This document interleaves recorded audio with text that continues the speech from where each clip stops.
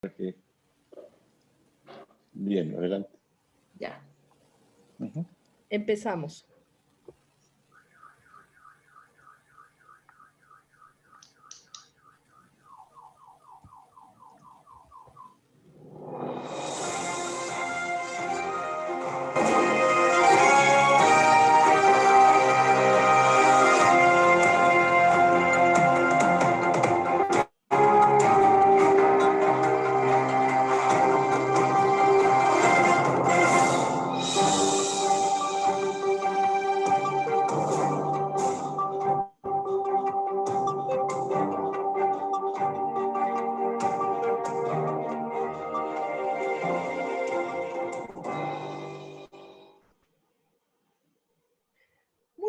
Buenas tardes, tengan todos ustedes. Mi nombre es Denise Mid y a nombre de Civilitas les doy la más cordial bienvenida. Ustedes saben que Civilitas es una organización, un colectivo de organizaciones que lo que pretendemos es generar una gran comunidad de ciudadanía bien informada, sobre todo estando de la mano y directamente de las personas que hoy están llevando la agenda del país o cuando menos están cerca de la información que hoy a todos nos interesa saber. Pues sin más preámbulo, le doy la palabra a Guadalupe Buenaga para que nos dé la presentación de un invitado muy especial que tenemos el día de hoy. Muchas gracias. Muchas gracias, Denise. Agustín Barrios Gómez, bienvenido. Y bueno, voy a leer y voy a dar a conocer la semblanza tuya que en contenido es grande, aunque en el papel es cortita, muy breve. Agustín Barrios Gómez es empresario y líder de opinión. Encabeza el Fondo de Inversión Internacional Capital Partners. Es consejero del Consejo Mexicano de Asuntos Internacionales, COMEXI, y conductor de Trinchera Empresarial de Mundo Ejecutivo. Creció como hijo de embajador mexicano en Canadá, Suiza y Estados Unidos. Se graduó de la Universidad de Georgetown e inició su carrera profesional en la transnacional Procter & Gamble. Y su maestría la cursó en el Ilustre Colegio de Abogados de Madrid. Agustín fue diputado federal durante la 62 legislatura del Congreso Mexicano y ha participado a lo largo de su carrera profesional en radio, televisión y medios impresos. Sus opiniones y editoriales se han difundido en múltiples medios nacionales e internacionales, incluyendo The Economist, Financial Times, The New York Times, Los Angeles Times, CNN, CBC News, Canadá, National Public Radio, entre muchos otros. Y desde el 2017 también es analista de TV Azteca. Es orador frecuente sobre temas relacionados con México y ha impartido conferencias en la mayoría de las instituciones con injerencia en temas internacionales, tanto en México como en Estados Unidos y Canadá, incluyendo el Woodrow Wilson Center, el Council on Foreign Relations, Canadá 2020, la Universidad Iberoamericana, el ITAM, el TEC de Monterrey, entre otros. A partir de 2016, encabeza el grupo de trabajo del COMEXI sobre el futuro de la relación bilateral México-Estados Unidos. Agustín, además de su papel empresarial y periodístico, es presidente de la Fundación Imagen de México, dedicada a la implementación de una política de Estado en temas de imagen pública de la República Mexicana. Sus esfuerzos de comunicar The Truth About Us.org incluyeron el video más visto sobre la relación bilateral México-Estados Unidos. Pues, seas bienvenido, Agustín. Adelante. Muchas gracias, Guadalupe. Muchas gracias. Efectivamente, soy Agustín Barrios Gómez. Todo lo que acaban de escuchar es cierto. Actualmente, la mayor parte de mi tiempo estoy de socio fundador y director general de International Capital Partners. Somos un fondo patrimonial de rentas en dólares basadas en propiedades corporativas en Estados Unidos. Pero pues mantenemos esta participación tanto en medios como en el think tank. En el caso de Consejo Mexicano de Asuntos Internacionales, el COMEXI, si para todos ustedes que tienen interés en el tema internacional, se los recomendaría ampliamente. Es también relevante para la plática de hoy porque probablemente uno de los documentos más precisos sobre lo que es el TEMEC, es decir, el USMCA y el TEMEC, el sucesor del TELECAN. Tuve la oportunidad de coordinar un documento con los dos negociadores mexicanos, Ken Smith y Juan Carlos Baker, además de un capítulo breve escrito por un diputado americano que se llama, que representa Laredo, Texas. Y básicamente eso lo pueden buscar y lo pueden encontrar gratis en el lado de o sea, en la página del COMEXI, que es consejomexicano.org. Si les parece, ¿ya estamos bien? Sí. Perfecto, muy bien.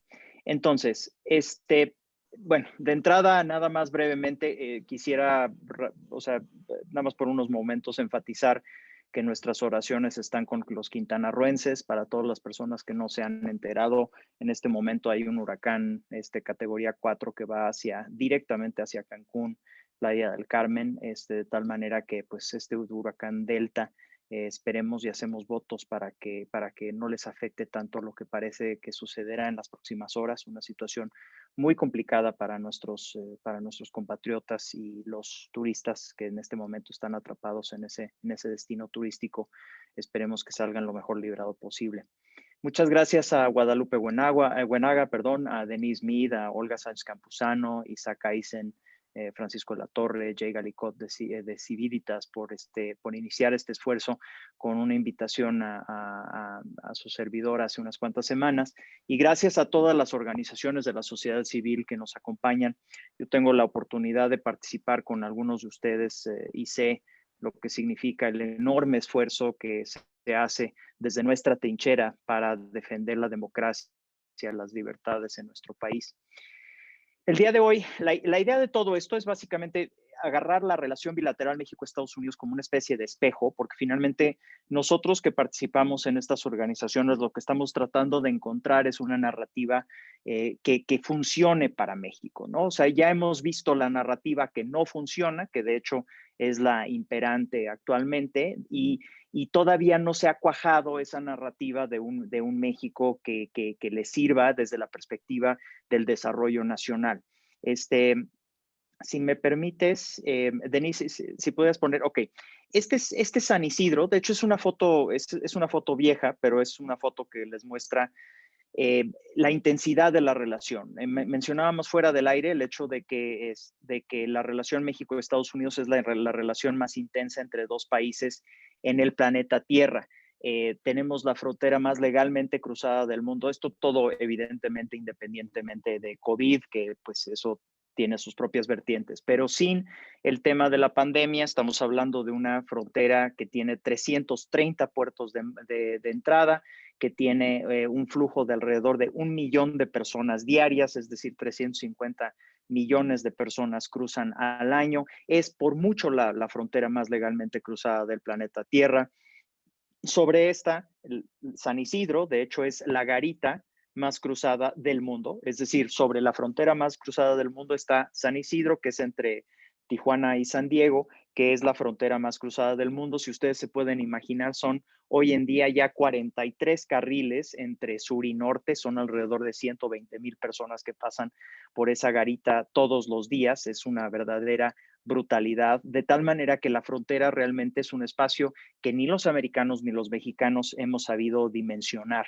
Es decir, nuestra frontera es una de las zonas más dinámicas del mundo y no la hemos sabido apreciar. Sobre esta misma existe un puerto interno, un puerto terrestre que se llama Laredo, Nuevo Laredo, y Laredo, Nuevo Laredo resulta que es el puerto terrestre más transitado en términos de comercio otra vez, del planeta Tierra. Es decir, por ahí pasan 270,000 millones de dólares de comercio, 14,000 contenedores al día.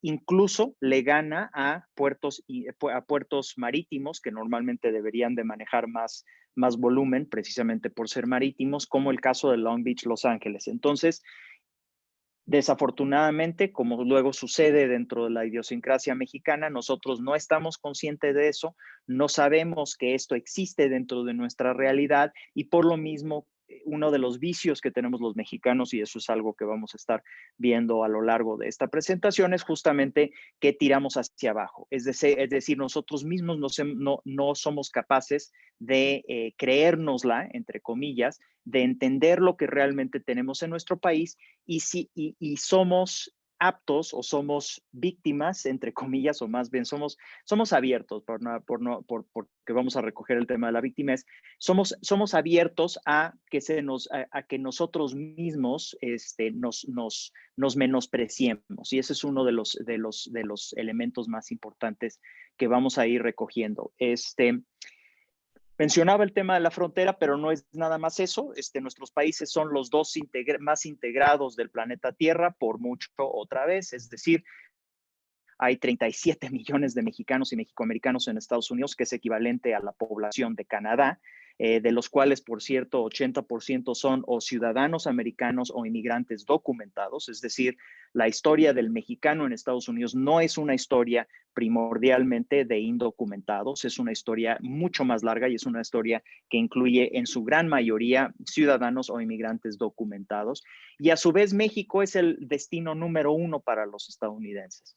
Es decir, en cualquier momento dado hay entre 1 y 3 millones de americanos en México, lo cual es entre 4 y 12 veces más el segundo lugar, que es Canadá. Entonces, no nada más somos el primer destino, y de hecho, desde la perspectiva de viajes, por ejemplo, no nada más México es número 1, sino que aparte México recibe más visitantes de Estados Unidos que el resto de los top 5 en términos de egresos juntos.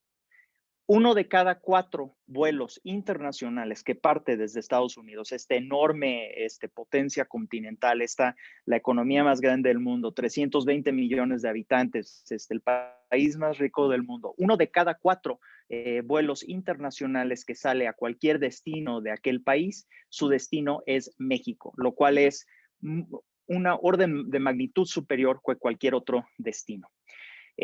También comentábamos fuera del aire, les mencionaba el hecho de que la relación es tan intensa que la Ciudad de México es el único lugar fuera de Washington, ni siquiera fuera de Estados Unidos, fuera de Washington, en donde están representadas todas las dependencias del gobierno americano. Es decir, no hay una sola dependencia del gobierno americano que no tenga una sede en la Ciudad de México, porque no hay un solo tema que no se tenga que ver con México. Esto es millones y millones de interacciones todos los días que se tienen que ver, y eso al mismo tiempo ni los americanos en términos generales ni los mexicanos lo entendemos. Si pasas a la próxima lámina, Denise. Esta lámina lo que muestra es que nada de esto es nuevo, ¿no?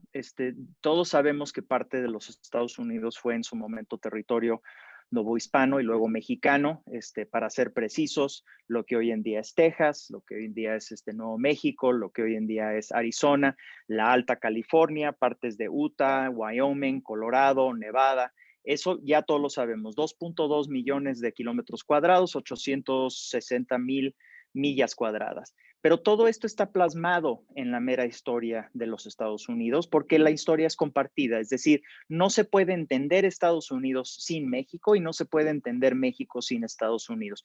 Y aquí recojo dos símbolos clave de dos diferentes lugares dentro de Estados Unidos para entender exacto, o sea, para empezar a ver cómo cala esta relación. Del lado izquierdo tenemos el sello de la ciudad de Los Ángeles, que en su lado inferior del lado izquierdo no tienen ni nada más ni nada menos que el águila y la serpiente, que evidentemente, ¿qué es lo que conmemora? Perdón para todas las personas que no sean de aquí de la Ciudad de México, pero lo que conmemora es precisamente la fundación de México Tenochtitlán, la gran Ciudad de México. Lo mismo se ve en en el sello del Estado de Nuevo México, en donde no nada más incluyeron el águila y la serpiente, sino que aparte pusieron la versión más reciente, ¿no? La versión de lado, en vez de la versión que es el águila imperial anterior. Entonces, desde ese punto de vista, si me permites, Denise, la próxima lámina. Algo que es tan representativo de los Estados Unidos, que de hecho el signo del dólar es el signo del peso. Ellos en el momento en que recogieron y quisieron poner un símbolo para con su moneda, cuando la estaban creando las 13 colonias, ellos se remitieron al símbolo del dinero de América, que era precisamente el símbolo del peso mexicano, el peso novohispano, que viene precisamente de las columnas de Hércules. Hay otra versión que a mí se me hace que es igual de plausible, que es esta idea de España y Nueva España unidos. Pero sea lo que fuere, el símbolo del dólar en realidad es el símbolo del peso. Y lo que es más, tan globalizado o tan universal era este símbolo de nuestro país, no era colonia, de hecho, era un virreinato, que incluso la palabra yuan, ustedes saben que la palabra yuan a lo que se hace referencia es a una moneda redonda. Es decir, la moneda de China, la palabra es yuan y esa palabra es descriptiva y lo que describe es una moneda de redonda y la moneda redonda que describe era en su momento el peso de plata mexicano, que de hecho era la moneda del Imperio Chino en el siglo XVII, si no mal recuerdo.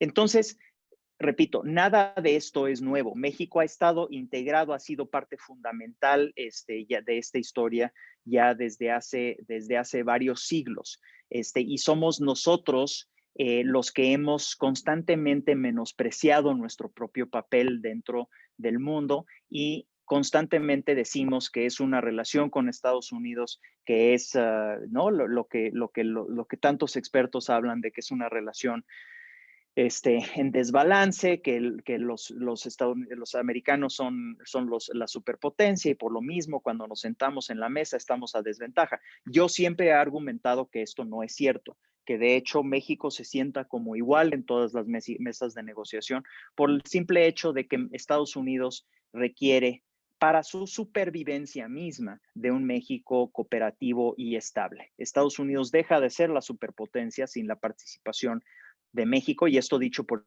el mismo Pentágono, de tal manera que pues es eso que es obvio para algunos de nosotros que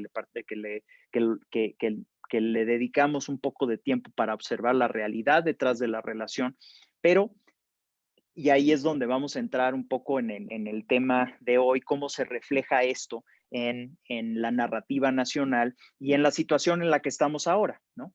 Y eso es precisamente hacia dónde vamos. Pero primero les quería compartir, Denise, si pudiéramos pasar a la próxima lámina. Nosotros en la Fundación Imagen de México hicimos un esfuerzo en donde reunimos a un centenar de personas que tenían incidencia en la proyección de la imagen del país. Y armamos una serie de mesas, lo hicimos en la Cámara de Diputados cuando yo representaba a Miguel Hidalgo, Distrito Federal de ese momento, y en la 62ª legislatura. Y armando estas mesas, jalamos a personas que vinieron desde el Woodrow Wilson Center de Washington, hasta personas, creo que va a estar Oscar Espinosa Villarreal la semana que entra, no sé si Guadalupe me lo mencioné, pero me lo mencionó hace media hora y es una de las personas que estaba, pero había secretarios, había diputados, evidentemente, pues estábamos en la Cámara de Diputados, había senadores y demás. Total, armamos estas mesas de trabajo en un formato que se llama World Café y de ahí sacamos una serie de conclusiones que fuimos destilando para desarrollar un eje rector de lo que es México. Y de ahí salió esta idea de que México es un país grande y diverso, líder en cultura, comercio, talento y hospitalidad. Es una potencia media, democrática, estratégicamente ubicada, cuyos principales desafíos son el desarrollo económico incluyente, que no la distribución de la riqueza, que son dos cosas muy diferentes, y la consolidación del Estado de Derecho. Eso es lo que es México. Entonces, o por lo menos es lo que era. Hoy en día, evidentemente, estamos viendo desafíos muy importantes de tal manera que este tema acerca de la democracia y demás están entrando en entredicho. Pero les quería compartir porque finalmente eso es lo que es nuestro país en términos generales y esto es lo que deberíamos de tener todos los mexicanos en vez de esta idea, porque como que México pasó de ser un país pobre, rural y pequeño, el país, ¿no? El México pintoresco de mediados del siglo XX, a ser un país grande, urbano y a nivel internacional clase mediero, pero psicológicamente nunca hizo ese cambio. Psicológicamente nunca dejó de verse como el país el país pintoresco de mediados o sea, de las películas de la época de oro, del cine de oro de México. Y al no hacer esa transición, estuvimos abiertos precisamente a que viniera nuevamente, como sucede periódicamente en la historia de México, una persona que ofrecía ser el Salvador, ¿no? Y eso entra dentro de la dinámica de la victimez que ahora trataré de relatar. Si me das oportunidad, Denise, con la otra transparencia. Bien, entonces, ahí está. Se me hizo interesante plasmarlo visualmente porque finalmente este país constantemente se está debatiendo entre América Central y América del Norte, ¿no? Entonces, México es Honduras a lo bestia, ¿no? Es Nicaragua a lo bestia, es una versión grandota de Guatemala o es un país norteamericano, es decir, un país integrado con Estados Unidos principalmente, pero también con Canadá. Y recogí estas dos imágenes. La primera es Macuspana, Tabasco, precisamente porque México lo que está viviendo el día de hoy es un proceso de macuspanización. Es decir, el régimen actual lo que está haciendo es que es incapaz de ver a México como un país, como un gran país que es, y solamente lo interpreta a través de estos lentes o estos binoculares que están entintados de la experiencia de una persona, un priista de los años 60 y 70, que crece en este pueblo, ¿no? En un estado muy particular que es Tabasco, y es incapaz de ver más allá de eso. Es decir, México es eso, todo lo demás no es México, todo lo demás es algo que existe pues no sé, existe dentro del territorio nacional, porque tampoco es incapaz de ver eso, pero no es el México que para el cual él decide trabajar, ¿no? Y de hecho, lo que es más, hay ese proceso de macuspanización, lo que busca hacer es justamente convertir aquellas partes que no son macuspana en macuspana. Entonces, del lado derecho, la fotografía es de San Pedro Garza García, para evitarnos más centralismo, pero pues esos también se puede ver, ¿no? O sea, no, San Pedro no es el único lugar, también hay municipios en Jalisco que pues, tienen igual de rascacielos, múltiples municipios en el Estado de México, en la Ciudad de México, los ejemplos tremendos de crecimiento que ha vivido Aguascalientes, León, en la misma Tijuana, ¿quién iba a decir? Hoy en día es una ciudad bastante atractiva en muchos diferentes frentes. Vaya hasta ciudades secundarias como Mérida o como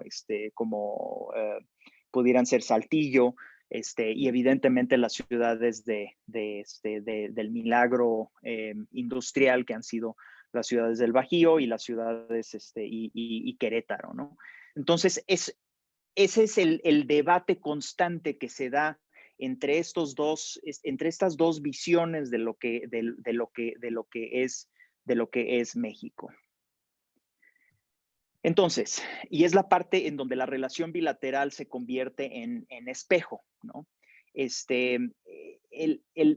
El primer México se considera auténtico, se considera folclórico, es el autodenominado el México profundo, es bronco, se percibe como milenario, es profundamente conservador y sospechoso de la modernidad.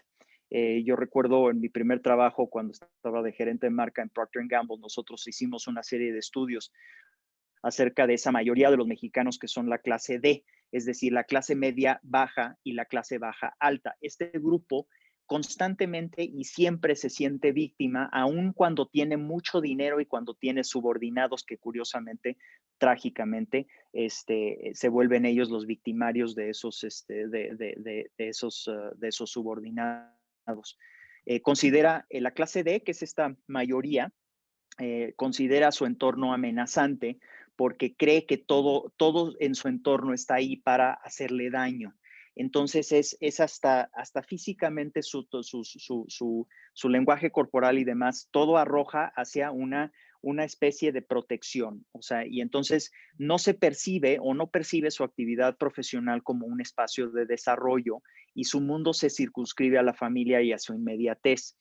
Una frase que recogimos mucho es esta idea de mi barrio es mi vida, ¿no? Si tiene éxito económico, no busca salir adelante desde la perspectiva geográfica o inclusive educativa, ¿no? Mencionaba más fuera del aire de que el problema de México no es tanto la educación. De hecho, la educación es mala en México porque el mexicano desprecia la educación por no creer en su propio futuro.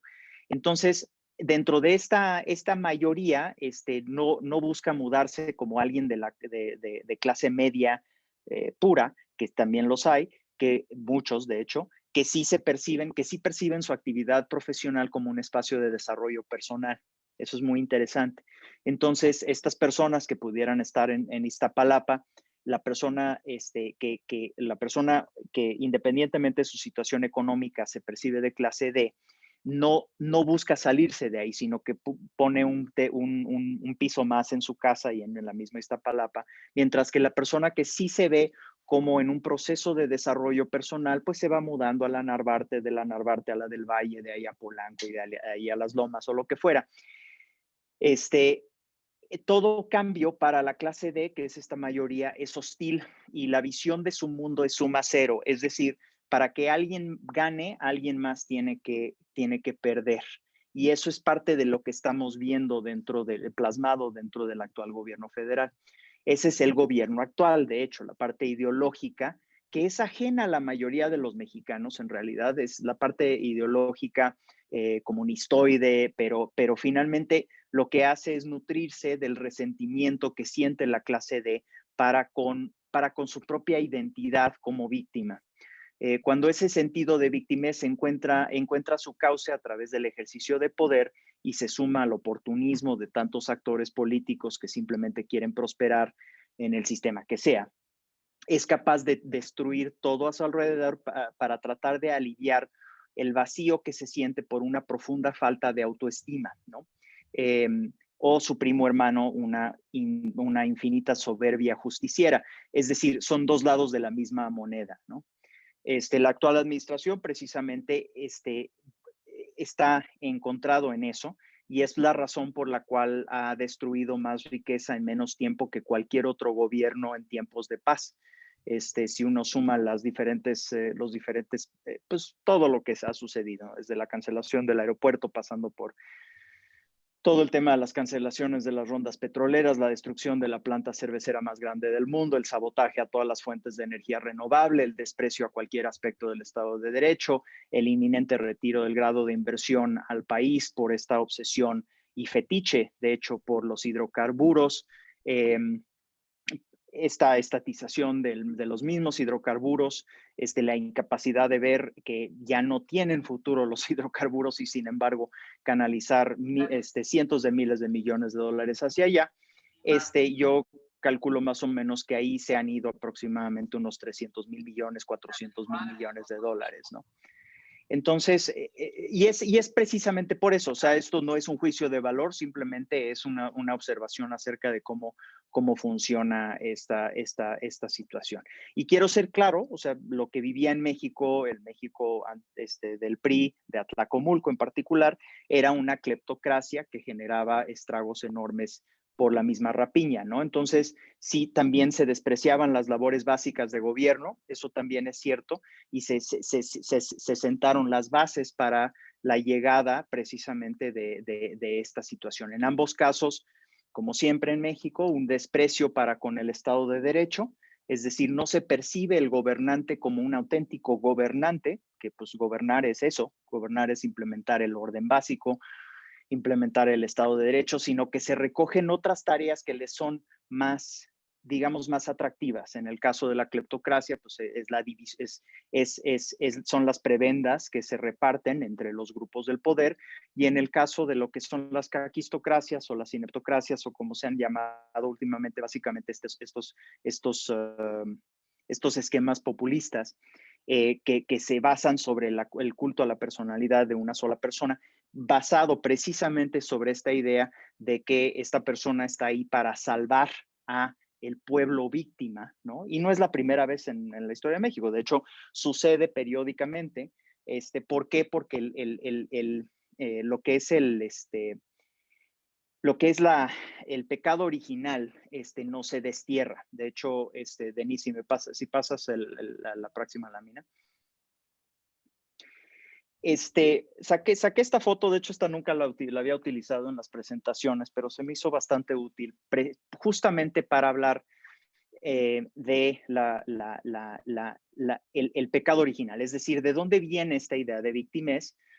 La idea de víctimas justamente viene de esta fantasía acerca de que llegaron los españoles a violar a México, ¿no? Como si México hubiera existido antes de la conquista. En realidad, cuando uno analiza bien la situación, pues no había un tal México, había naciones indígenas que de hecho no se percibían como parte de lo mismo, y esta idea que es un poco racista por parte de la izquierda acerca de que se traicionó, ¿no? Los pueblos indígenas de Tlaxcala y demás traicionaron a su propio pueblo cuando se levantaron en contra de los mexicas. En realidad no era así. O sea, ellos no se percibían como parte de lo mismo. Ellos se sumaron a los españoles. ¿Por qué? Pues porque ellos estaban siendo dominados por un imperio sanguinario del cual no querían pertenecer. Entonces, desde esa perspectiva, no había una nación en su conjunto. Existían estas naciones por separado, y cada uno de ellos con su identidad y con sus intereses, y llegaron los españoles y sucedió un mestizaje. Y de hecho, México nace en el momento en que nace el primer mexicano, que no es nadie más que Martín Cortés. De tal manera que México, los padres de la patria son precisamente Hernán Cortés y Malintzin, y solamente son Hernán Cortés y Malintzin, no hay otros. Entonces, cuando la versión oficial de la historia desprecia ese punto de partida de la nación, pues acabamos siendo, y me van a perdonar, pero pues esto dicho por el mismo Octavio Paz, acabamos siendo hijos de la chingada, es decir, hijos de la violada. Y en ese momento ya finalmente se afianza esa versión de víctimas, y el resultado son los vaivenes del siglo de caudillos, los vaivenes de los diferentes tlatoanis, eventualmente un Porfirio Díaz que es incapaz de percibir que tenía que hacer la transición hacia la democracia, porque él se percibía como, ¿no? Un poco como Luis XIV, ¿no? L'état c'est moi, es decir, yo soy la manifestación del Estado mexicano, y así va sucediendo una y otra vez, se rompe el ciclo desde la perspectiva de los sexenios, pero aún así se ven personas como Lázaro Cárdenas, o personas como Luis Echeverría, o personas como José López Portillo, que asumen nuevamente esta idea del salvador del pueblo víctima que es el pueblo mexicano. Es en ese contexto que se da justamente la guerra entre México y Estados Unidos, que fíjense cómo se interpreta. Se interpreta como la invasión norteamericana, ¿no? Así se llama en los libros de texto. No fue una invasión norteamericana, fue de hecho, o sea, México tuvo una participación muy amplia en lo que sucedió y lo que dio pie a esa guerra. De hecho, le comentaba a Guadalupe hace unas cuantas horas, la realidad es que cuando llega Stephen Austin a pedir permiso en la Ciudad de México para traer a estas 3,000 familias a los territorios de Coahuila y Texas, como se llamaba ese conjunto de espacios, se le pide que rinda homenaje o rinda lealtad, perdón, a la bandera mexicana. Es decir, Stephen Austin, el fundador, entre comillas, de Texas, era mexicano. Se hace mexicano en ese proceso, va de regreso a la tierra, a tierra tejana, bueno, hoy en día tejana, y hay un cambio de gobierno en la Ciudad de México, se desconocen los acuerdos anteriores y se manda a un general Barragán desde Monterrey a arrestar a Stephen Austin, traérselo a la Ciudad de México y meterlo al Palacio de la Inquisición. Entonces, pues evidentemente ahí es donde se empieza a ver un poco cómo México va decidiendo hacer y deshacer, no hacer, traicionar, convertir, cometer errores y luego todo el tema de Santana y demás. Pero el punto de partida se me hizo particularmente interesante porque tenemos un ejemplo que se utiliza como emblemático, como es el caso de Stephen Austin y de hecho el mismo Sam Houston también, que se vuelven mexicanos, que están dispuestos a trabajar dentro del esquema mexicano, pero México no es capaz de percibirse como eso, no es capaz de percibirse como un país que está en consolidación. Todo se vuelve un tema político, todo se vuelve temas de lucha de poder, todo se vuelve sacrificable ante los intereses coyunturales del régimen en turno. No sé si eso le suena familiar. Denise, si me das la próxima. Entonces, todo esto, pues a lo que arroja es y les dejo un par de últimas ideas acerca de la regionalización, la lucha entre México centroamericano, que representado en esa fotografía por Macuspana, pero pues podría ser cualquier población en el sureste, o el México norteamericano que representa San Pedro o toda la región del norte, y se agudiza en medio de que de un régimen que de hecho no nada más desconoce, sino que desprecia toda la parte que ha generado riqueza y le impone, y eso es interesantísimo, para mí, sobre todo como observador definitivamente mexicano, que así lo soy y soy únicamente mexicano, no tengo otra nacionalidad. Sin embargo, como observador también puedo percibir cómo se utiliza como una herramienta de manipulación el tema de la culpa. Constantemente se le está arrojando la culpa a todas estas regiones. Es que ustedes tienen que velar por los más necesitados, como si el hecho de que Saltillo estuviera en mejores condiciones fuera la razón por la cual hay pobreza en Oaxaca, ¿no? Entonces, constantemente se está utilizando toda esta moneda de cambio en donde se le impone a grupos. Yo recuerdo el 1 de enero de 1994, cuando sucedió lo de Chiapas, que yo acababa de regresar de haber vivido fuera toda mi vida. Y nada más veía a mi alrededor capitalinos, ¿no? En ese momento defeños, profesionistas, personas que salían adelante, pues, ¿no? Como cualquiera en cualquier parte del mundo, haciendo las cosas bien, velando por los intereses de su familia. Y surge todo este tema de Chiapas. Y evidentemente, pues, claro, o sea, claro que hay que hacer un esfuerzo para resolver un problema, si es que lo hay en Chiapas. La mayoría de las personas a mi alrededor nunca habían estado en Chiapas y sin embargo, en automático nace esta especie de culpa del mexicano, de la región norteamericana, en donde dice, híjole, es que no le prestamos atención a Chiapas. Pues no le prestaste atención a Chiapas, ni siquiera has estado por allá, no es tu culpa. Son temas ancestrales que se están manifestando por una serie de vicios locales de política que si quieres puedes ayudar o tratar de ayudar para subsanarlo. Pero esta idea de que en automático, porque uno ha logrado ciertas cosas dentro del contexto de la competitividad globalizada, el otro está en el atraso, es una situación muy interesante porque es donde se vislumbra justamente el uso de la culpa para lograr los fines políticos de personas que buscan el poder a través de esa narrativa de víctimas, ¿no?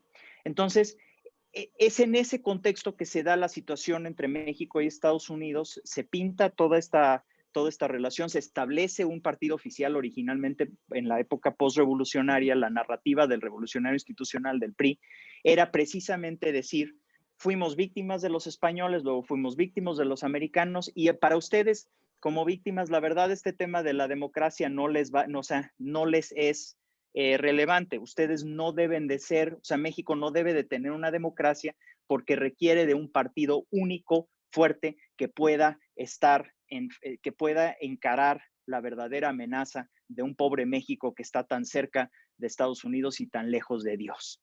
Entonces, así se han justificado muchas cosas en la historia a lo largo de México, y en la medida de que no se rompen esos círculos y ¿cómo se llama? Ese péndulo, vamos a seguir cometiendo los mismos errores. Finalmente, no quería dejar dado el hecho de que estamos aquí ante una serie de grupos de sociedad civil. Creo que hay algo que nos obliga de la situación actual, es pasar de ser ciudadanos a ser ciudadanos activos.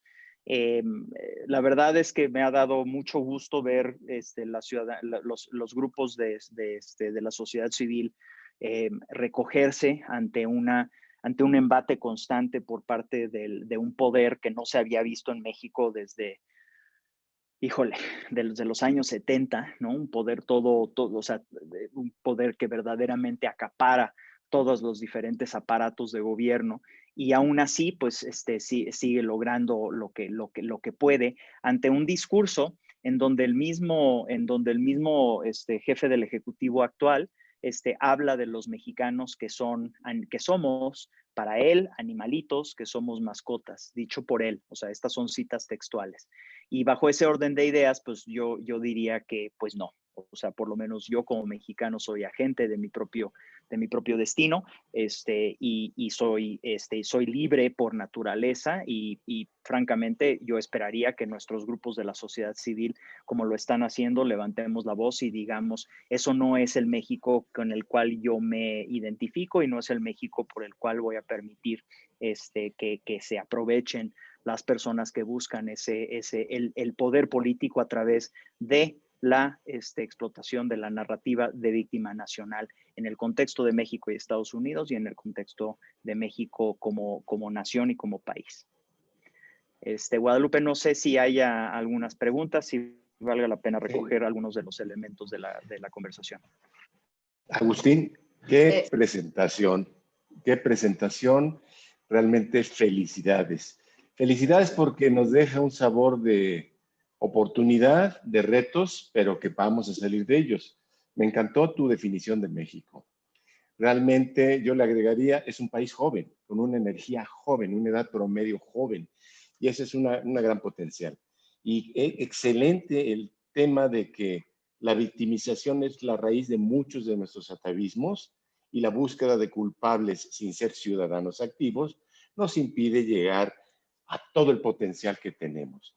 Para no tomar más tiempo, hay muchísimas preguntas, y una pregunta recurrente que viene de muchos de los asistentes, que aquí la primera que encontré fue de Alfredo Pengos, es: ¿a qué le conviene más a México en el próximo evento de las elecciones en Estados Unidos, ya muy cercanas, a menos de un mes, que gane Biden o que gane Donald Trump? ¿Tú qué opinas? Y sí es fácil así definirlo uno o el otro, ¿verdad? De entrada, yo lo que resaltaría, vamos un paso para atrás. Estados Unidos es el país que más tiene que perder en el planeta Tierra. Es el país más rico del mundo, y a su vez es la superpotencia. Entonces tiene todo en juego. Los americanos todo lo tienen en la mesa, ¿no? Estados Unidos es el país con más enemigos en el mundo, de tal manera que su supervivencia misma depende de un México cooperativo y estable. ¿Qué significa eso? Lo que significa eso es que si tú analizas correctamente la relación México-Estados Unidos, lo que es bueno para México en automático es bueno para Estados Unidos. Estábamos repasando en el COMEXI en una conferencia, curiosamente el día de hoy, pero más temprano, con el anterior representante comercial, Robert Zoellick, que acaba de escribir un libro, y pues con la Universidad de California en San Diego, y con Rafael Fernández de Castro y con COMEXI, tuvimos esta presentación del libro. Y él recoge una frase que yo ya medio la había percibido, pero no la tenía tan ubicada como él, que era que hubo un momento dado cuando Ronald Reagan lanza su discurso de inicio de campaña en 1979, cuando se lanza contra Carter. Él dice: Canadá y México ya los debemos de dejar de ver como países extranjeros. Nuestros intereses y los de ellos son los mismos. ¿Ok? Entonces, eso es la realidad. O sea, no está abierto a debate. la realidad es esa. Para Estados Unidos lo que más le conviene es un México cooperativo y estable y de hecho próspero. Por ende, lo que es bueno para México en automático, sobre todo en este nivel de desarrollo, es bueno para Estados Unidos. Ese es el punto de partida. Ahora, todo eso se ha torcido de 100 maneras, ¿no? Porque Estados Unidos entró en una dinámica en donde también decidió que su sistema se corrompiera hacia un sistema unipersonal, hacia un sistema de culto a la personalidad de una persona, y esta persona pues básicamente plasmó esa misma visión en su relación con México a través de alguien que él vio como su semejante, curiosamente. Ustedes recordarán cuando gana el licenciado López Obrador, dice, este señor es Juan Trump, ¿no? Así que es, híjole, o sea, digo, en la cosmovisión del actual presidente de los Estados Unidos, decir eso es, ¿no? Santificarlo, ¿no? Es canonizar al tipo. Entonces, se hace una cosa que nunca había sucedido, que es que se personaliza totalmente la relación. Se llevan a cabo una serie de negociaciones que se empezaron bajo la administración de Enrique Peña Nieto, pero se terminan y se firman bajo la administración actual y se personaliza la relación. Entonces, ya que Donald Trump percibe que en México llegó a alguien que es igual de, ¿no? Igual de narcisista, igual de antisistema, por ponerlo de una manera un poco más académica, que él, en ese momento agarra y dice, entonces ya México ya no está mal. Entonces, si ustedes se fijan, México pasa de ser el eje rector de la campaña anterior. De hecho, yo argumento y lo puedo sostener con hechos de que la razón por la cual el señor Trump gana las elecciones es gracias a México y al gobierno mexicano y gracias en gran parte al pacto particular que él hizo con la administración de Enrique Peña Nieto, particularmente con Luis Videgaray Caso. Y eso fue el eje rector de su campaña en 2006. Ahora México, dado el hecho de que él llegó a su límite en términos del Telecán, se dio cuenta que no podía abrogarlo, decide entonces mejor hacer una versión que él puede signar y así ponerle su imprimatur, como dicen en francés, o su sello. En ese momento se voltea y dice, pues ya, yo ya I dealt with Mexico, ¿no? Yo ya hice lo que tenía que hacer con México, construí todo tipo de barreras, lo cual pues la verdad no era cierto. O sea, si tú ves la cantidad de muro que se ha construido comparado con lo que ya existían 700 millas de muro, ahora existen 720. O sea, verdaderamente no es una cantidad importante, pero en el imaginario pasa a ser de segundo término. Ahora, y esto es fundamental, el futuro de México como país democrático se está jugando en las elecciones de Estados Unidos. Y les voy a decir por qué. En la medida de que el presidente de los Estados Unidos siga viendo al actual jefe del Ejecutivo mexicano como su alma gemela, que va a mandar a la Guardia Nacional para evitar que los centroamericanos lleguen a su frontera y ya con eso ya la hicimos, ¿no? En esa medida se va a seguir permitiendo los atropellos que se están permitiendo hasta ahorita en todos los temas que anteriormente eran temas eje para Estados Unidos, particularmente temas de derechos humanos, particularmente temas de violencia, particularmente temas de narcotráfico, particularmente temas de democracia.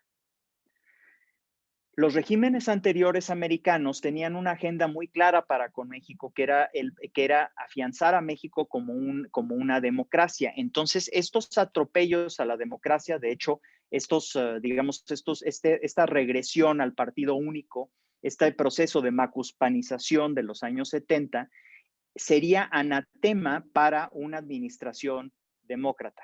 Eso es muy interesante y es muy importante, porque si se mantiene esta dinámica de la relación personal por encima de todo, en el jefe del Ejecutivo de ellos con el actual presidente de México, entonces se mantiene la libertad total para hacer lo que ha estado sucediendo dentro de México, con estas tremendas regresiones en términos de derechos humanos, en términos de gobernanza básica.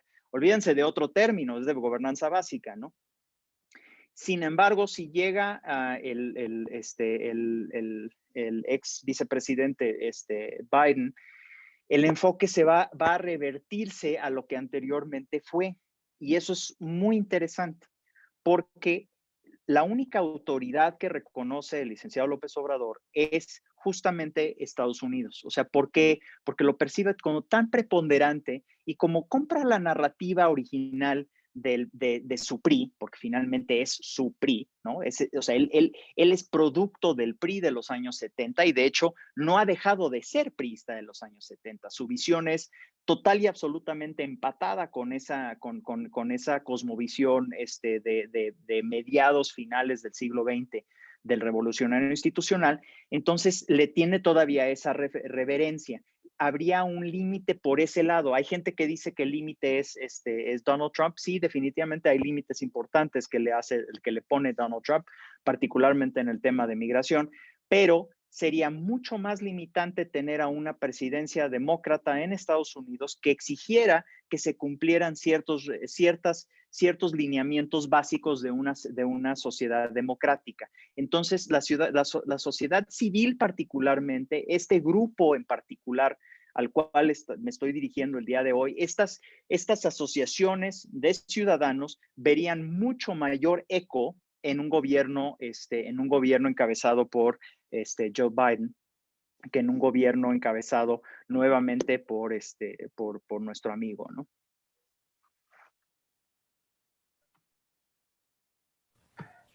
Clarísimo, muchísimas gracias. Eres de veras extraordinario. Hemos aprendido mucho contigo. Gracias. Y yo te quisiera preguntar, ahora hay muchísimas preguntas, como decía Francisco, pero a ver, de Jorge Peña, ¿por qué está permitiendo Estados Unidos que México se vuelva un país populista comunista? Aun cuando Trump dice que no acepta el socialismo. Regreso un poco a lo que comentaba anteriormente. Se personalizó la relación. Los populismos, los extremos, como sabemos, se unen, ¿no? O sea, hay una razón por la cual los nazis se llaman nacionalsocialistas, a pesar de que eran la ultraderecha más ultraderecha. Es porque justamente los extremos se unen. Entonces, en el caso del actual presidente de los Estados Unidos, él percibe como un compañero de viaje, una persona antisistema, una persona que desprecia el conocimiento y desprecia la expertise. Eso es muy importante porque dentro de la cosmovisión de las personas como estas, que son personas que se perciben a ellos mismos básicamente como el alfa y el omega de sus respectivos países, todo lo que significa, como no son personas particularmente ni preparadas ni muy brillantes desde la perspectiva de políticas públicas, entonces, todo lo que pudiera significar expertise, todo lo que pudiera significar capacidad, todo lo que pudiera significar conocimiento es por naturaleza rechazado. Y ellos lo pintan como una actitud antiélite. En realidad no es una actitud antiélite, es una actitud antiinteligencia, que hay una gran diferencia.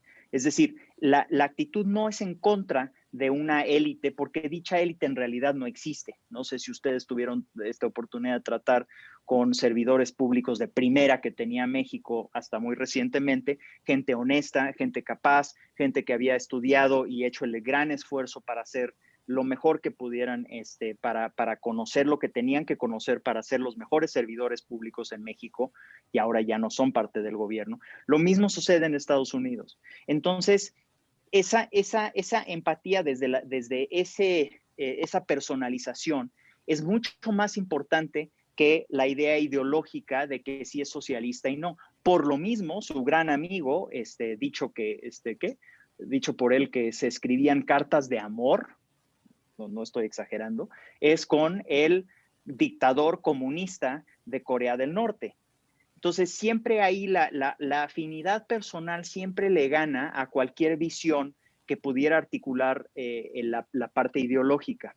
Ahora, habiendo dicho eso, Sí, o sea, sí, he hablado con personas en Washington y me he percatado que en Washington no ha pasado completamente desapercibido la cercanía que tiene la actual administración con los dictadores disque de izquierda del resto de América Latina, ¿no? O sea, sí se percibió y se vio con alarma que llegaran estos médicos cubanos pagados, de hecho, por alrededor de 130 millones de pesos por los mexicanos para que vinieran a México. Eso se vio con alarma, se ha visto con alarma también la participación de terroristas españoles como asesores, se ha visto con alarma también la asesoría de diferentes personas muy cercanas a la dictadura venezolana, y eso particularmente por las personas de la Florida, en particular.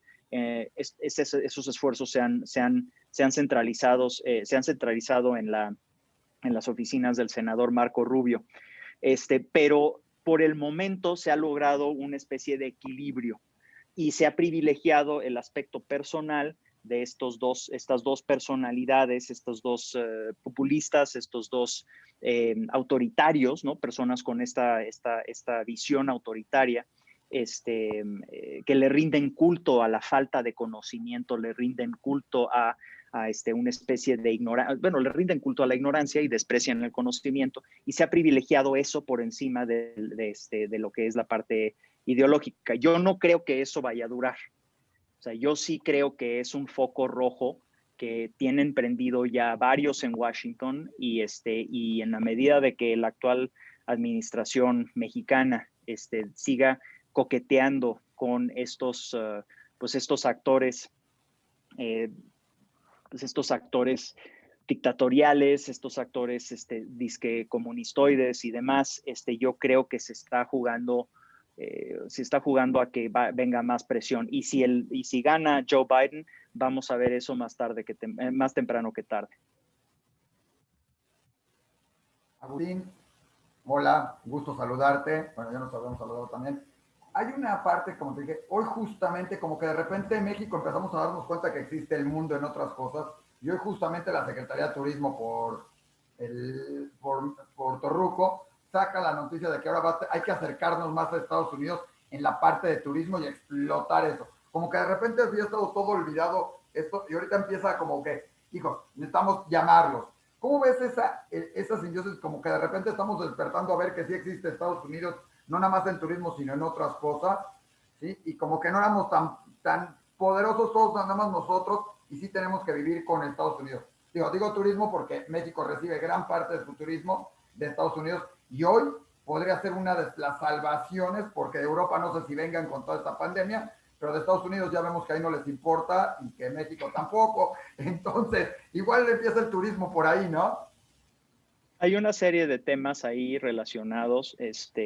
Como les comentaba hace unos cuantos minutos, 1 de cada 4 vuelos que sale de Estados Unidos que tiene un destino internacional es hacia México. Ese es un número apabullante, es increíble. O sea, que todos los vuelos de Estados Unidos hacia todos los países del mundo, 1 de cada 4, sea hacia México, es increíble. Ese nivel de conectividad no lo tiene absolutamente nadie. Ahora, recordemos que dentro de la administración del actual presidente americano existen personas que son radicalmente de derecha, o sea, son gente que verdaderamente raya en recordarnos a los peores regímenes del siglo XX.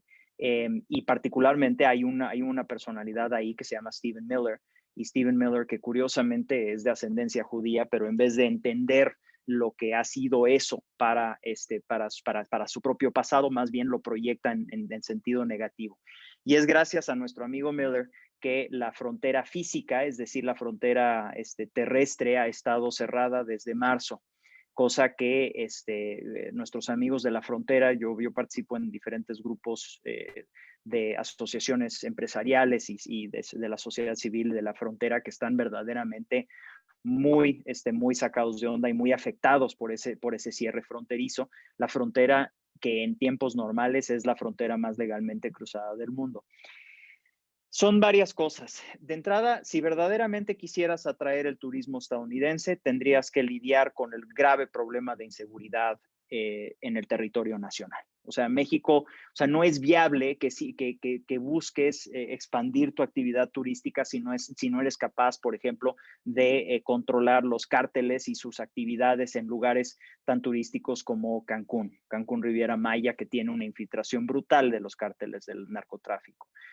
Tendrías que tomarte en serio la labor de gobierno, tendrías que tomar control sobre tus carreteras. De hecho, la mejor manera de abrir a México al turismo es justamente imponer una mínima seguridad por medio de la red carretera y retirar las restricciones que existen hoy en día para proteger a los concesionarios mexicanos de los automóviles americanos. O sea, ustedes saben que el 70% del turismo de Estados Unidos se maneja por vía por vía carretera. Entonces, eso sería un grave, más bien un salto maravilloso desde la perspectiva turística. Yo no estoy hablando de la industria automotriz, eso ya es otra cosa. Ahora, dado el hecho de que somos los más competitivos del mundo, yo creo que ahora sí ya podemos quitarnos esas restricciones, pero eso ya es una opinión. Desde la otra óptica, ya México ya está integrado, ¿no? Estos son los dos países más integrados del planeta Tierra. Cuando uno ve las cifras, son cifras que no son comparables en ninguna otras dos sociedades en el mundo. Por eso tenemos entre 1 y 3 millones de estadounidenses que viven aquí. Lo que es más, una visión de largo plazo para México debería de ser justamente vislumbrar aquella fecha en donde el problema sea la cantidad de americanos y canadienses que vengan a vivir a México y que eso sea el problema de migración dentro de América del Norte, porque francamente vivir en México en un contexto de paz es el mejor lugar del mundo para vivir. O sea, se vive mucho, mucho mejor que en Estados Unidos, fuera del contexto de la violencia y del crimen. Si eso fuera a ser resuelto, entonces México ya podría organizarse de tal manera que seríamos el mejor lugar de América del Norte para vivir por mucho, con el mejor servicio, con la mejor cocina, con los mejores destinos, con los mejores climas. La verdad es que pues, solamente los mexicanos somos capaces de menospreciarnos a tal grado que no podemos ver eso. Aquellos que no tenemos esas broncas, pues yo llego a México y yo entiendo por qué es eso. Yo escogí vivir en la Ciudad de México porque es mi ciudad favorita del mundo. Después de haber vivido 17 años en 5 diferentes países, supuestamente los más civilizados del mundo, incluyendo Canadá, Suiza y Estados Unidos. Entonces, y España aparte. Entonces, quienes verdaderamente son capaces de ver eso, entendemos que eso es lo que debería de estar sucediendo. Lo que pasa es que como no somos capaces de gobernar nuestro territorio, lo que es más, no nada más no somos capaces, no hay interés por parte de sucesivos gobiernos de hacerse cargo de la gobernanza básica que se requiere en nuestro país, sino que siguen jugando al tema de regalar dinero y pues bueno, y robar por acá y entonces, y temas pues, que para efectos prácticos no le deberían de interesar a la población en general, pero les interesa porque están tan mareados que ya no saben distinguir la diferencia. Pero eso es lo que deberíamos estar viendo. Jaye. No sé si Jaye tiene su micrófono prendido. En todo caso, Guadalupe, si puedes tú.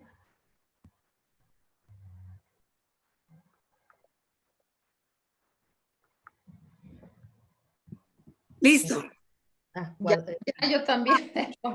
Jaye, ¿estás lista o voy yo? Estoy puestísima. Primero, gracias, Guadalupe. Primero que nada, gracias, Agustín, me encantó la presentación. Fue muy clara, profunda, con una visión muy, muy eficiente de todo lo que es la frontera. Muy condensada, no sé cómo hiciste para condensar tanto. Y yo también creo en México y creo en su talento y creo que hay mucho, mucho por hacer y trabajamos por eso mucho en conjunto en la frontera binacional. Y te agradezco todo lo que haces por allá también. Ahí va mi pregunta. La manufactura en casi 3 décadas parece haberse trasladado de Norteamérica hacia otras regiones, entre otras México, pero sobre todo hacia Asia. Ahora hay una suerte de guerra fría China-EUA. ¿cómo podemos aprovechar esa manufactura en casi 3 décadas? Parece haberse trasladado de Norteamérica hacia otras regiones, entre otras a México, pero sobre todo hacia Asia. Hay una nueva guerra fría en China-USA. Alguna vez leí en algún artículo del Líbano, que por ahí lo vi ahorita en el Zoom, creo, que decía que esa situación podría convertirse en nuestra oportunidad. Y decía Líbano que lo que se requería era crear aquí un auténtico derecho de Estado. ¿Crees que eso sea posible? ¿Lo ves viable? Antes que nada, Jaye, muchas felicidades por todo lo que han hecho en Tijuana, tu señor padre, Tijuana Innovadora, todos los diferentes esfuerzos. Yo sé que hoy fue, creo que la 5ª reunión en línea que han manejado. Aniversario. Sí, es correcto. Increíble todo lo que se ha logrado. Tijuana, en particular, gracias al talento que se representa ahí, se ha mantenido como una verdadera luz en la República Mexicana, un espacio tan complicado originalmente, pero con tantas oportunidades, tan dejado de la mano del centro, olvidado en ese sentido. Yo bromeo mucho porque mi familia política es regiomontana y ellos se creen norteños. Yo les digo, no, ustedes no son norteños, ustedes son del centro, ¿no? Monterrey tiene una conectividad brutal con la Ciudad de México, está apenas 800 kilómetros, 1 hora de avión. Para verdaderamente estar en el norte, pues tienes que estar en un Tijuana y estar en un Juárez y demás. Entonces, yo creo que lo que se ha hecho por allá con el talento local, que eso es maravilloso, ver cómo la gente de Tijuana ha salido adelante en tantos lugares, brillado en espacios de innovación, de tecnología, evidentemente también los espacios tradicionales culinarios que hoy en día son referente como destino foodie de América del Norte, pero todo eso, mis respetos. Verdaderamente sacar adelante una situación así no es nada fácil. Decía Gene, en una conferencia que tuvimos ahí en Tijuana, Gene Towell, que es el principal gurú del desarrollo urbano en México en términos de estadísticas, hablaba de cómo Tijuana desde su fundación hace 100 años, cada 10 años se ha duplicado su población. Imagínense eso, una ciudad que todos los decenios duplica su población desde su fundación. Y sin embargo se ha logrado integrar a duras penas y con muchas dificultades y con muchos retrocesos definitivamente, pero se ha logrado integrar a ese enorme flujo de personas que se ha quedado en la región de Tijuana, que ahora se llama Calibaja, pero en realidad es Tijuana-San Diego, y se ha logrado cosas increíbles, particularmente del lado de Tijuana. Ya sé que ya me extendí, pero bueno, a ver, vamos por partes. De entrada, para entender la pregunta, hay que entender un poco cuál fue el modelo de desarrollo del siglo XX. Estados Unidos gana la segunda, bueno, los aliados ganan la Segunda Guerra Mundial. Estados Unidos termina esa Segunda Guerra Mundial con alrededor del 50% de la capacidad manufacturera de todo el planeta Tierra. Estados Unidos percibe en la Unión Soviética una verdadera amenaza y decide que es para su propio bien el hecho de que Europa Occidental y Japón en esa época se fortalezcan de tal manera que puedan aislar a la Unión Soviética y al bloque soviético, particularmente a lo que se convirtió en el Pacto de Varsovia, ¿no? Y en los países comunistas. En esa época China realmente no figuraba en ese esquema porque China estaba tan ensimismada con sus propias guerras civiles, tan agredida por sus propios dictadores, particularmente el canciller Mao, que no era parte de esta ecuación, pero la ecuación entonces nace en la reunión de Bretton Woods. En Bretton Woods, New Hampshire, se reúnen para decirles para crear 2 instituciones que sustentarían ese orden mundial. Una de ellas es el Banco Internacional, el Banco Mundial, y la otra es el Fondo Monetario Internacional. Bien, entonces el sistema de Bretton Woods trazado por Estados Unidos, sustentado por el poderío militar de Estados Unidos, que protege inclusive las vías marítimas gratis, lo cual era la primera vez en la historia que un imperio ofrecía gratis la protección de las vías comerciales, y les dice originalmente a Europa Occidental y a Japón: ustedes no se preocupen, ustedes se van a poder desarrollar exportando hacia el mayor mercado del mundo. Oye, ¿qué vas a pedir de nosotros a cambio? Realmente nada, nada más lo único que van a tener que hacer es alinearse desde la perspectiva de ser aliados. Y por cierto, no van a tener que crear mucho rollo en su ejército, porque Estados Unidos les va a extender el paraguas, eventualmente el paraguas nuclear, de tal manera que no van a tener que desarrollarse militarmente porque nosotros los vamos a cuidar. Entonces, ese es el modelo como inicia. Japón, el caso clásico, va pasando de ser una manufactura barata y de baja calidad, va transitando hacia una manufactura sofisticada y de mayor calidad y de mayor valor agregado, y eventualmente se vuelve en la potencia tecnológica que se convirtió. Ese mismo camino fue trazado por los llamados tigres asiáticos. La primera ola fue Singapur, Corea del Sur, Taiwán, la República China en Taiwán, y todos ellos hacen lo mismo, y curiosamente hacen algo muy interesante también, particularmente Corea del Sur y Taiwán, que se democratizan al mismo tiempo. Entonces, en ese proceso de industrialización y de desarrollo, export-led growth, como se llamaba, pasan por su transición de import substitution industrialization, lo que era la sustitución de importaciones, y pasan a un modelo de crecimiento por exportaciones, export-led growth.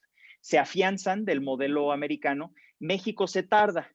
México sí pasa por la parte de sustitución de importaciones, pero se clava ahí por razones ideológicas, por razones de sentimiento de victimez, por razones de recelo para con Estados Unidos, por razones básicamente de ignorancia y de fetiche por la ignorancia, por ese regodearse del desconocimiento que luego nos gana por los complejos que sentimos. Es lo que vivió México durante toda esa época. No se suma al GATT hasta muy tarde, 1986, y ya finalmente entrando al GATT llega tarde a la fiesta.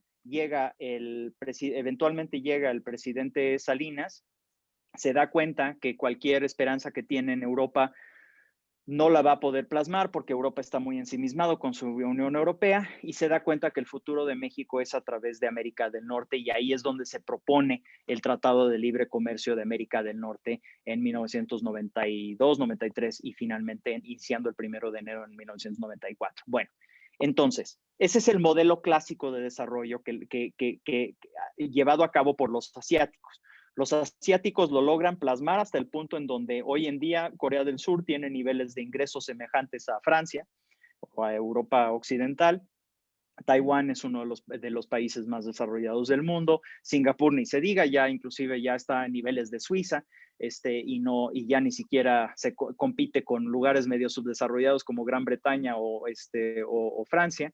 Entonces, México no hace esa transición, no logra llevar a cabo esa transición por muchas diferentes razones, principalmente por cosmovisión y mucho también por culpa de los mugres hidrocarburos que no han dejado de ser un lastre en la historia de México. Esta idea de que la exportación de materia prima, de estos commodities, va a ser la salvación, siempre a lo que hace es menospreciar la capacidad, más bien menospreciar la importancia del capital humano, y por lo mismo baja el nivel de la sociedad que toca. Es una especie de Rey Midas al revés. Esos espejismos que seguimos siguiendo son probablemente de los más graves errores que se cometen a lo largo de la historia. Ahora, China se despierta. Deng Xiaoping, empezando en los años 80, comienza a abrir lo que era una economía y una sociedad comunista a las fuerzas del mercado, hasta el punto en donde se lleva a cabo un proceso de apertura económica a ultranza. Se habla de que ser rico es glorioso, ¿no? Que es la frase justamente, no sé si Deng Xiaoping, sino muy cercano a él. Y lleva a cabo el proceso de industrialización más rápida y más completo de la historia de la humanidad. Salen de la pobreza extrema 400 millones de personas. Jamás en la historia de la humanidad habían salido de la pobreza extrema más personas en menos tiempo, pero por mucho. O sea, niveles que ni siquiera se concebía posible antes de la historia de China. China, dentro de su proceso, entiende una situación fundamental. Independientemente del hecho de que sigue siendo una república bananera desde la perspectiva de desarrollo político y democrático, y eso es imperdonable desde mi perspectiva, sin embargo, entiende que la parte meritocrática, es decir, trata de copiar la parte de la meritocracia que le enseña, que se vuelve el ejemplo, que es Lee Kuan Yew, el de Singapur. Curiosamente, étnicamente chino, ¿no? Toda esa parte de Singapur son chinos de ultramar. Entonces recoge la parte de la tecnocracia y de la meritocracia que le muestra Singapur, lo implementa a nivel nacional y comienzan a premiar el bien, la buena conducta y el manejo técnico de sus procesos. Desarrollan la infraestructura necesaria de tal manera que inclusive rebasan a su mismo Hong Kong, que había sido un verdadero ejemplo para ellos cuando le pertenecía a los ingleses, se les regresa a los chinos en 1997 y Hong Kong pasa de ser era alrededor del 14% del PIB de todo China cuando entra a ser parte formal de China en 1997 y pasa a ser creo que el 0.5% hoy en día del PIB de China, porque todo el resto de China se convierte en Hong Kong desde la perspectiva económica. Algo que hacen los chinos es construir sus cadenas de valor de una manera muy meticulosa, de tal manera que hoy en día hay ciertas cosas que solamente ellos pueden hacer con un poderío que no nada más se basa sobre el poderío sobre el poderío de lo que es el mercado chino, sino que se basa sobre el poderío que significa el desarrollo de ellos, es decir, el desarrollo humano y su capacidad humana. Ok, eso entonces sucede, China se vuelve la otra superpotencia económica. En el contexto de América del Norte, se van desarrollando cadenas de valor en ciertas industrias. Entonces, México, particularmente la industria automotriz, la industria automotriz arroja una realidad del día de hoy de que no existen los coches mexicanos, no existen los coches canadienses y no existen los coches americanos. Todos los coches que se fabrican en estos tres países son norteamericanos y cuando cruzan la frontera por última vez, ya los autopartes que las componen han cruzado la frontera en un promedio de 6 a 8 veces. Entonces, México llega en ese contexto. Ok. Es incapaz de suplir a China por completo en muchos diferentes espacios, desde alta tecnología, pasando por producción muy especializada de ciertas cosas en donde China tiene una capacidad de inundar el mercado con precios increíbles que no se puede desarrollar de la noche a la mañana. Sin embargo, suceden dos cosas. Uno, the China price, es decir, el precio de la mano de obra en China sube. México se queda rezagado, entonces se empata. De haber sido un precio a una quinta parte el precio laboral en China hace aproximadamente 20 años, hoy en día la mano de obra china tiene más o menos el mismo precio que la mano de obra calificada en México. Okay. Al mismo tiempo se desarrollan estas especialidades de tal manera que México también se vuelve una potencia en el área, por ejemplo, aeronáutica, ¿no? Donde se ve en Nuevo León, donde se ve en Querétaro, donde se ve inclusive en Baja California. Entonces, logra ciertas competencias. Ok.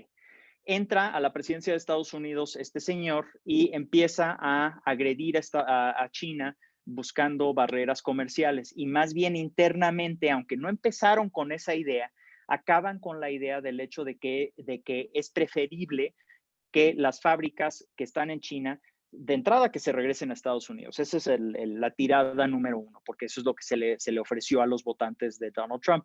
Pero ya de perdida, dado el hecho de que los mexicanos, cada dólar que gastamos, cada dólar que nosotros producimos en México para exportación, 40 centavos es contenido americano, cuando en Estados Unidos, cuando el equivalente en China es de 4 centavos. Entonces dicen, bueno, de perdida, si esas fábricas no van a estar en China, van a estar en México. Ok.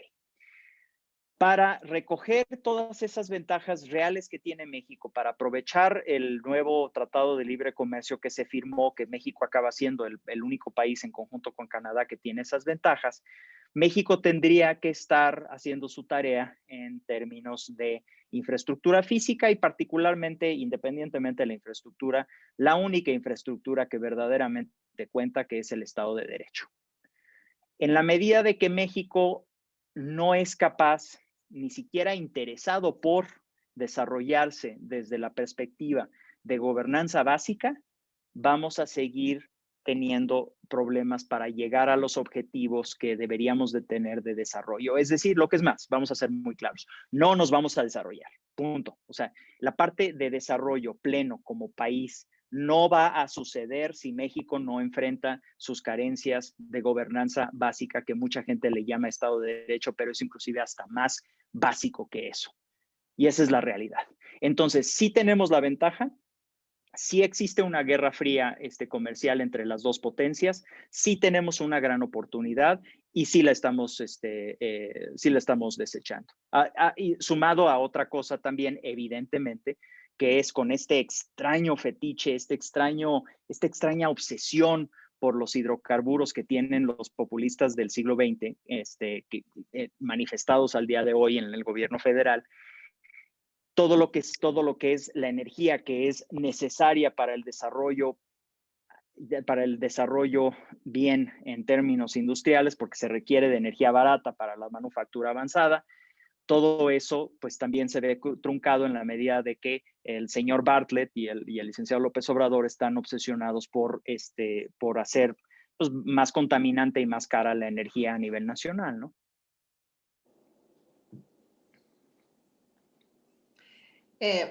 Muy interesante, Agustín.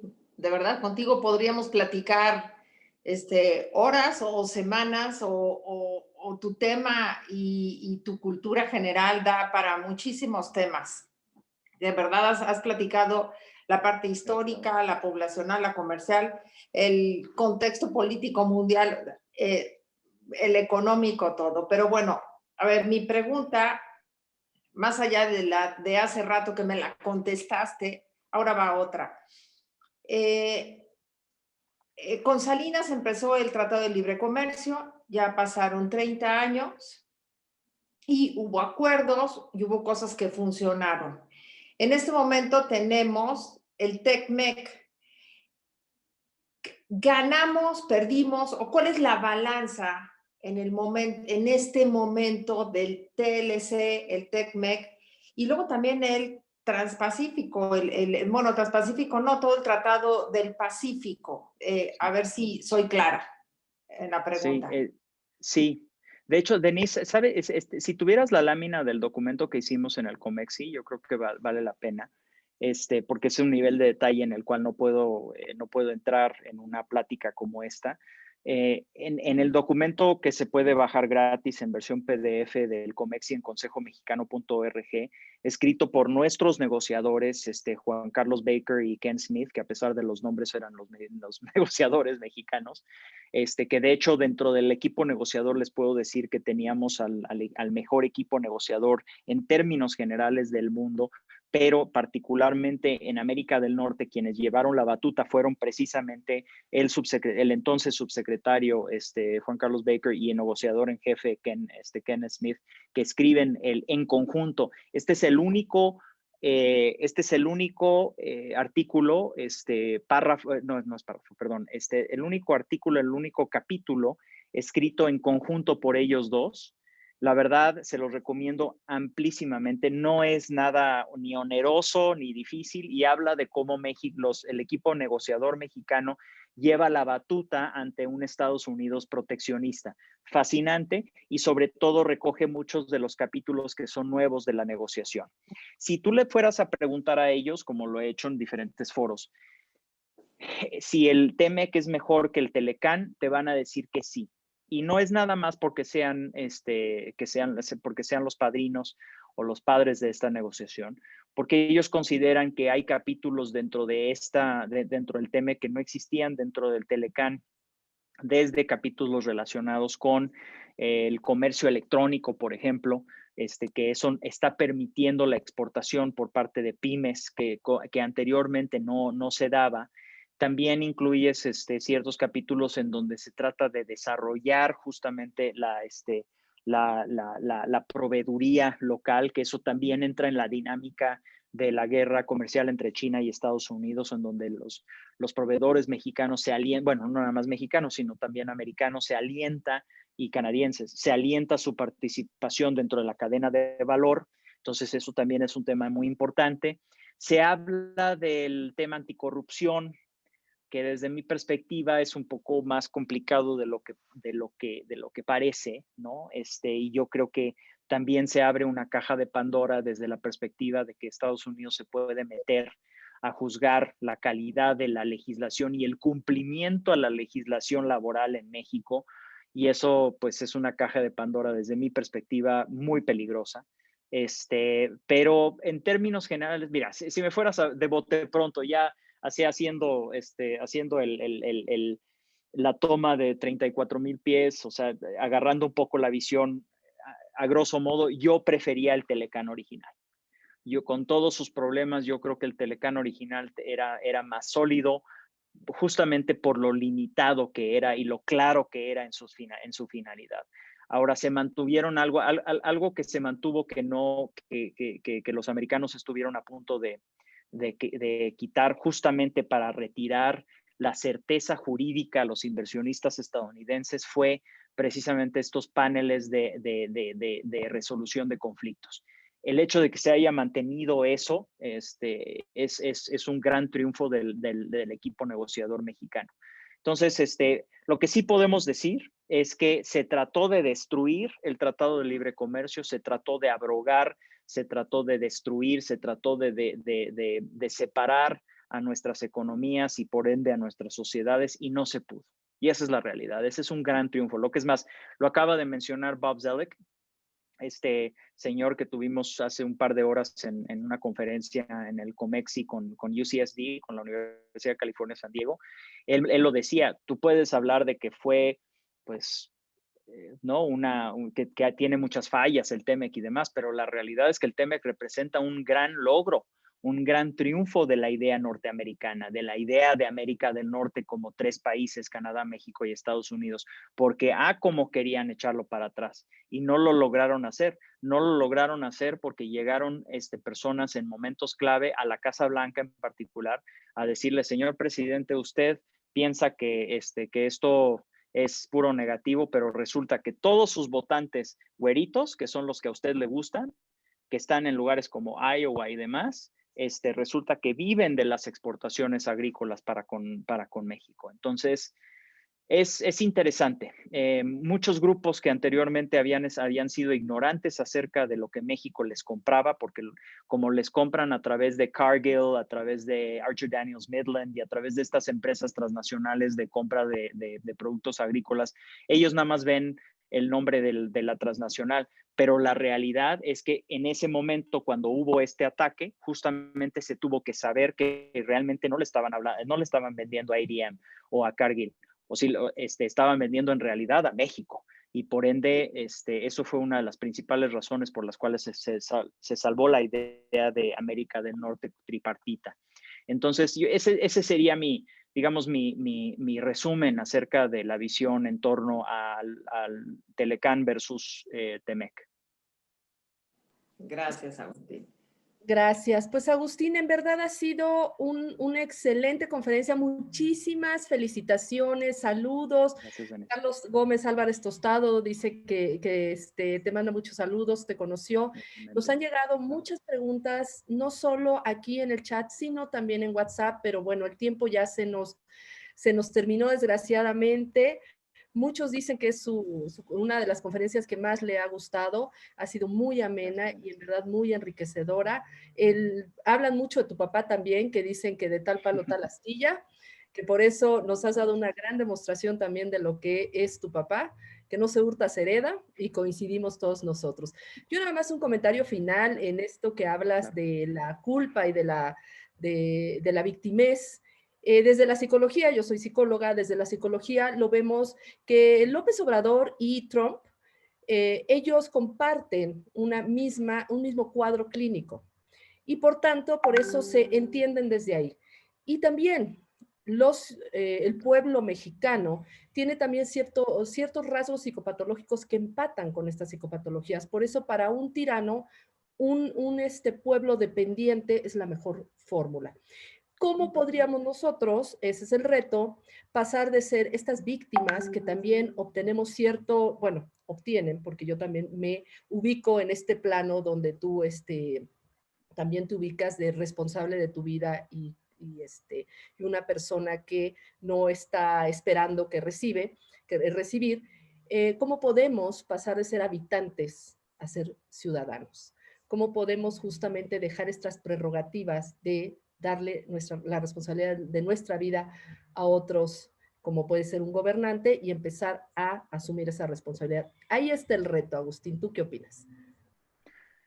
Vaya, de entrada coincido plenamente con todo lo que acabas de mencionar. Citaré a Don Juan en los libros de Carlos Castaneda. Nunca hay que desaprovechar un buen tirano. Son los mejores maestros si uno está abierto a aprender. Habiendo dicho eso, y quiero ser muy claro, o sea, no, de ninguna manera niego que haya que hay unos rezagos brutales en mi país y que tenemos un pendiente enorme, pero ese pendiente es un pendiente a asumir en términos de solucionar un problema, yo no estoy ahí para salvar a nadie. Yo no puedo ni salvar a mi propia hija. ¿Cómo me voy a poner a salvar a nadie? Nadie está ahí para salvar a nadie. Estamos ahí tal vez para ayudarnos, estamos ahí para coadyuvar en buscar una solución, porque si, parte del problema que se ve en esta deformación que manifiesta en estas actitudes, dicho por el mismo jefe del Ejecutivo actual mexicano. Es decir, él percibe a la población como animalitos, como sus mascotas. O sea, sí, la pobreza no es un problema a resolver, es una condición a perpetuar. Es muy interesante cómo funciona eso, porque todo el tiempo se está mermando. O sea, imagínate llegar con los texcocanos hoy en día, que perdieron la única oportunidad que iban a tener en su historia de lograr algún nivel de desarrollo económico. Es decir, los pueblos aledaños a lo que es a lo que iba a ser el nuevo aeropuerto de la Ciudad de México, esos pueblos, los hijos iban a poder aspirar a ser comerciantes de altísimo nivel, evidentemente a través de locales comerciales formales y millonarios. Pero aparte de eso, ingenieros en aeronáutica, personas con capacidades y desarrollo como jamás se hubieran podido imaginar. El licenciado López Obrador los condenó a ser básicamente, pues, lo que hay, que es básicamente, ya sea agricultores en una tierra salada, por cierto, seguramente peor, narcomenudistas, y toda la falta de oportunidades en donde se plasma la verdadera tragedia nacional. Entonces, imagínate esa sola decisión. ¿Y qué es lo que te muestra esa decisión? Es que, repito, para este grupo en el poder, la pobreza no es un problema a resolver juntos, empoderando a la gente, llevándolos de la mano, haciéndolo en conjunto con recursos que son sustentables, sino más bien es la pobreza es algo que perpetuar en una búsqueda eterna de poder que solamente sirve para enaltecer el ego de la persona en turno, ¿no? O del grupo de poder en turno. Y se dimensiona más como una herramienta de destrucción que como una herramienta de construcción. Entonces, eso es lo que se está... Ese es el gran debate de México, ¿no? El México antropófago, el México que todo el tiempo está buscando cómo limitarse, cómo comerse al otro, cómo mermar, cómo sabotear, y el México que trata de salir adelante, que desafortunadamente para los mexicanos, en gran parte, pues ese México se ha ido, ¿no? O sea, hay una razón por la cual hay 37 millones de mexicanos y mexicoamericanos en Estados Unidos. O sea, alrededor del 30% de toda la mexicanidad en su conjunto vive en Estados Unidos. Yo no sé ustedes, pero yo no conozco a un solo inmigrante indocumentado mexicano en Cuba o Venezuela, ¿verdad? Qué chistoso que los mexicanos han votado con sus pies hacia encontrar espacios en donde se les brinda oportunidades, es decir, han tomado esa decisión arriesgando su vida para hacerlo, y sin embargo tenemos regímenes que siguen buscando soluciones en los lugares a donde los mexicanos no tienen absolutamente ningún interés en ir. Qué curioso, ¿no? O sea, ¿qué tipo de limitante mental, qué tipo de reivindicación justiciera estás tratando de encontrar? ¿Qué tipo de victimización personal y desprecio, autodesprecio estás teniendo que vivir para ofrecer algo así a una población de 130 millones de personas? Y que esa población lo acepte. Eso es lo grave. Totalmente de acuerdo. Yo creo que yo lo llamo perversidad, pero bueno, Agustín, te queremos agradecer muchísimo y sobre todo el hecho de que hayas tenido esta generosidad de quedarte con nosotros tanto tiempo. Generalmente terminamos, es una hora y cuarto, pero nos has regalado una excelente conferencia y sobre todo gran conocimiento. Nos das chance de que te podamos mandar todos los comentarios de todas las personas que, que te mandaron muchos saludos, comentaron cosas muy lindas de ti, agradecieron. Entonces, nos vamos a tomar la libertad de mandártelo, por favor, si nos haces... Claro que sí, Denise, y me va a dar mucho gusto seguir viendo a muchos de ustedes, Denise, y evidentemente Guadalupe, y muchos de ustedes más en todos los diferentes foros en los que participamos juntos. Jaye, muchas felicidades nuevamente por los esfuerzos de allá fronterizos, y un abrazo a todos. Muchas gracias por esta oportunidad. Gracias, seguimos con ciudadanía todos juntos. Pues antes de abrir el micrófono, porque tenemos ahora sí que la tradición de abrir los micrófonos para que te despidan como lo mereces, quiero avisarles que el jueves tenemos a Eduardo Ruiz Gili a las 6 de la tarde. Ustedes, para que los que no reciben invitación, pueden escribir al 5544030444 para que empecemos a mandarles las invitaciones. Pues bien, pueden abrir su micrófono, ahora sí, para que despidamos a Agustín como se merece. Muchísimas gracias. Muchas gracias, encantado. Gracias, Agustín. Muy interesante. Muchas gracias, Agustín. Mucho gusto. Muy bien. Gracias, muy amable. Interesante. Gracias, Agustín. Excelente, gracias. ¿Puedes repetir el teléfono? Eres un chingón, Te mando Agustín. un abrazo, soy Leonardo. Qué ¿Puedes repetir qué el buena teléfono? conferencia, ¿eh? Muy bien. Desde muy Sonora, Agustín, Mucho felicidades. gusto. Mucho gusto. Lo mando, Sandra. Gracias, Agustín. El teléfono, por favor. Tu padre. De Guadalajara, eres un chingón, superaste a tu padre. Felicidades. Felicidades. Besito. Guanajuato. Felicidades. Felicidades. Sí, felicidades y muchas gracias.